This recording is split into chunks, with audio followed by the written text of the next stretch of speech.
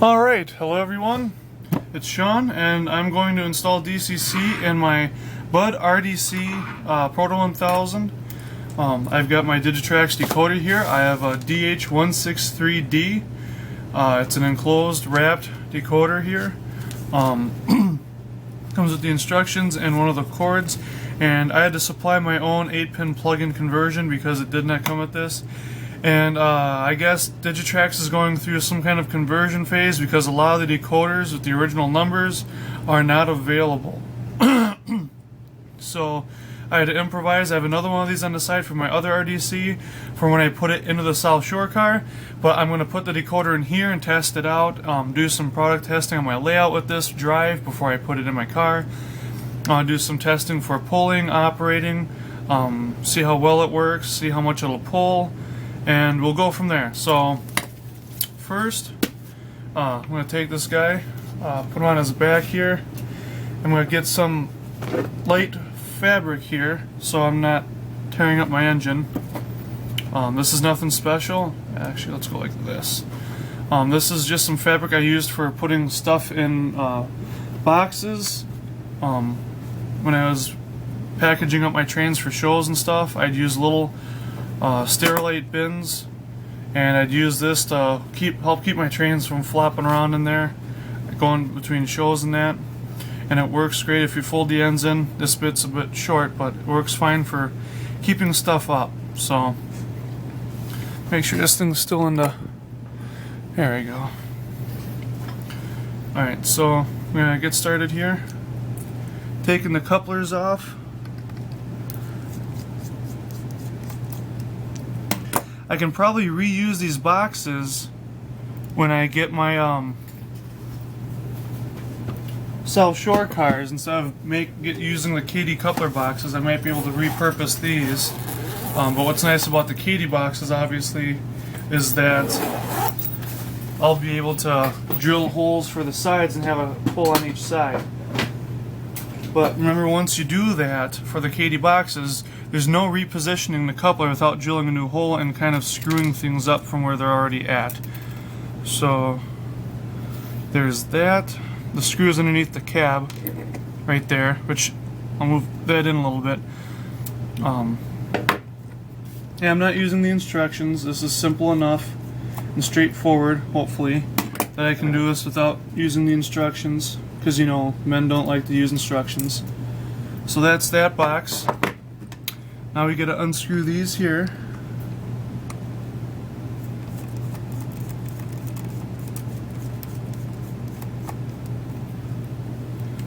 Take that guy out.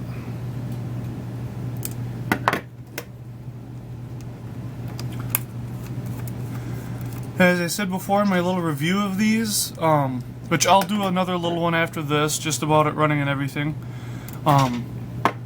I've had one of these before, but I have not had DCC in it. It was just a straight DC. It was when they first came out, and I had an Amtrak model. And I plan on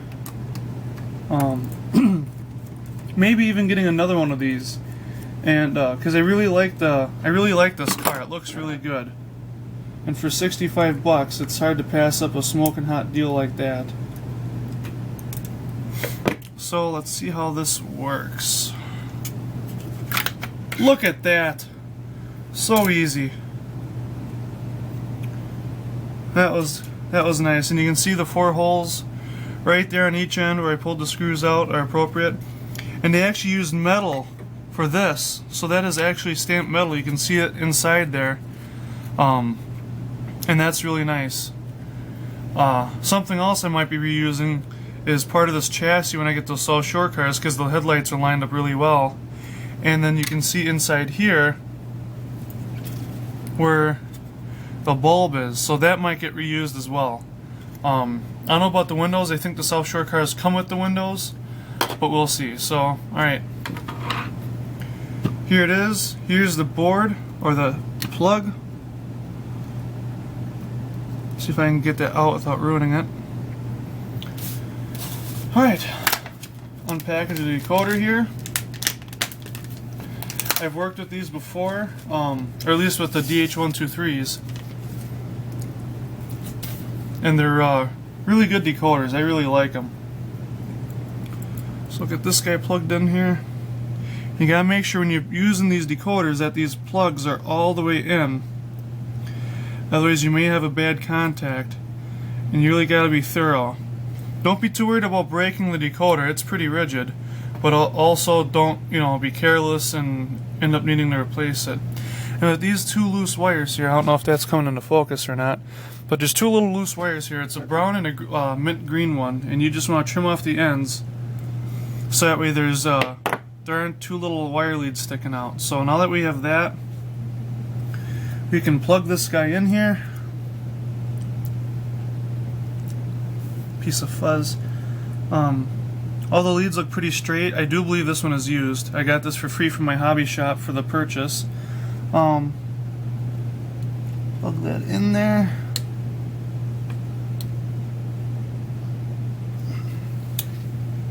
Alrighty.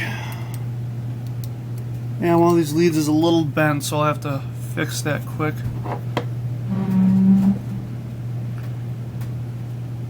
Just straighten that out a bit there. You don't want to bend these around too much, otherwise you might end up breaking it right off and then you're shit out of luck. Let's try this again. There! Look at that. Alright. Eventually I'll get some tape on that so it's not flopping around. So let's move over to the layout and let's try this guy out, make sure he's working good and get him programmed. Alright, so I had to go through and change an option switch, which I can show you guys later if you're interested, because I had a full system. It said full, and when it does that, you can't put any more addresses, and you may get some sporadic operation with things not wanting to work.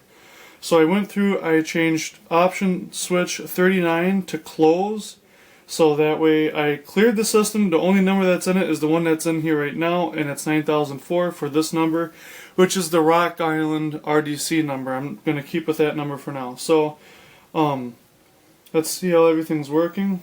We got forward, reverse, we've got lights,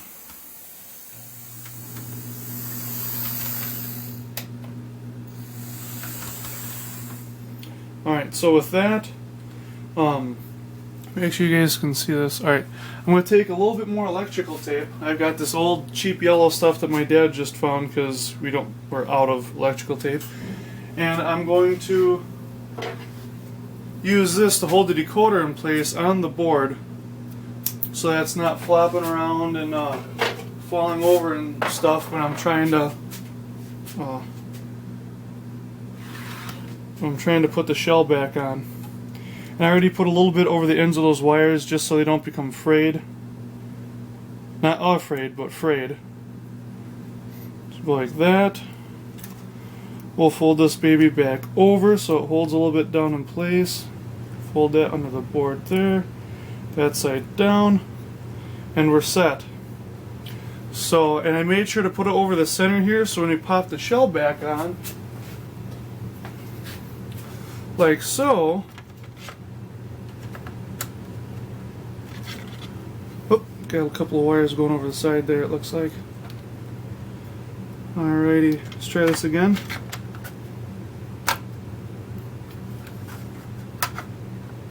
Oh, the rails that right here are getting in the way, so I'm not going to worry about that right at this moment. Besides, I want to show you guys the drive on here, so let's go over like this. So that's the drive.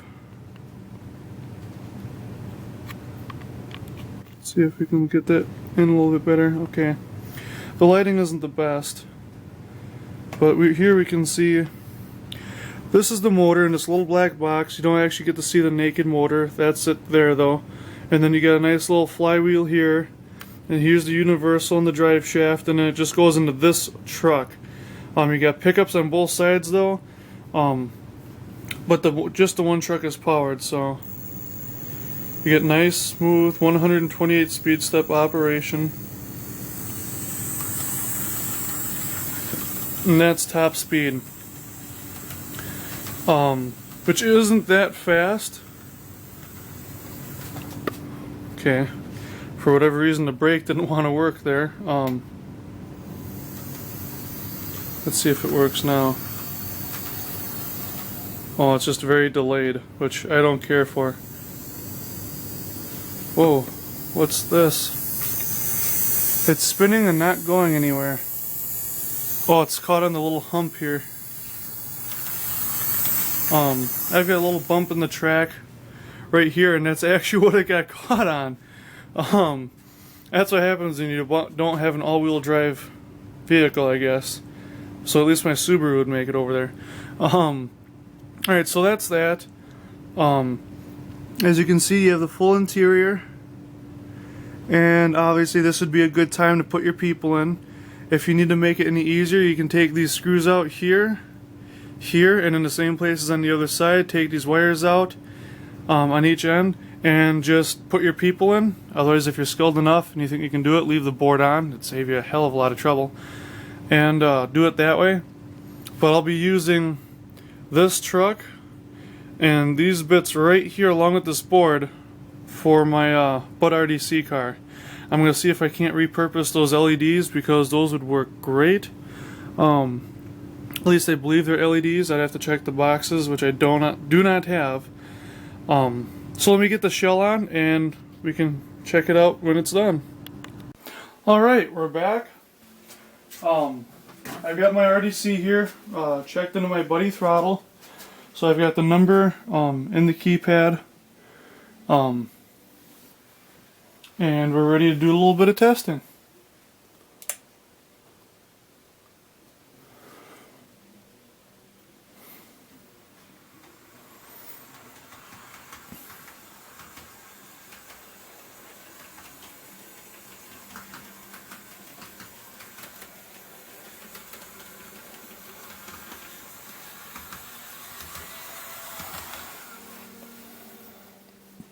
Alright.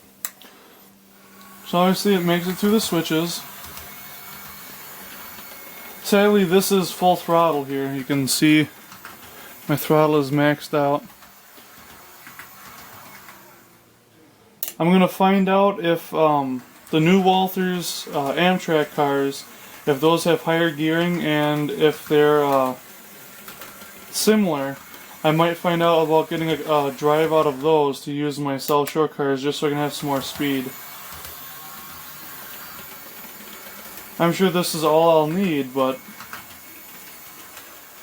it'd be nice if it went a little bit faster. I didn't have to run it at full throttle all the time. And we're going to find out here quick if it can pull anything.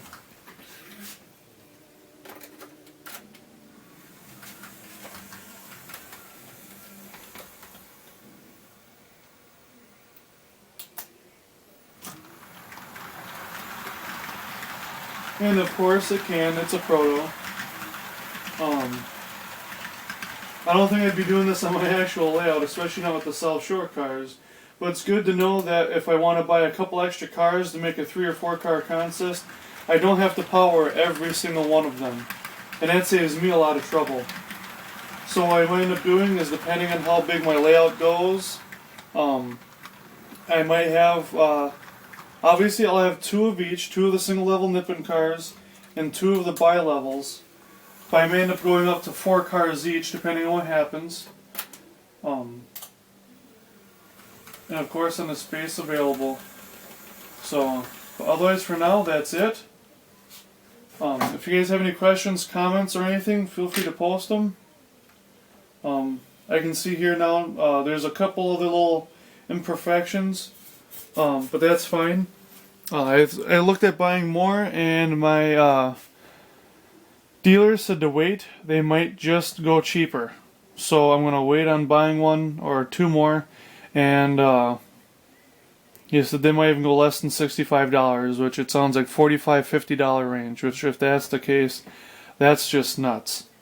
I might have to buy a few at that rate for powering other cars in the future, because you can't even buy the drives alone for that cheap, as far as I know. I haven't found them anywhere.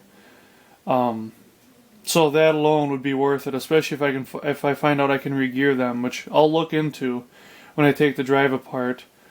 I'll have another video coming out shortly about taking the drive out of the C&W unit, and we'll go from there. So everyone, take care.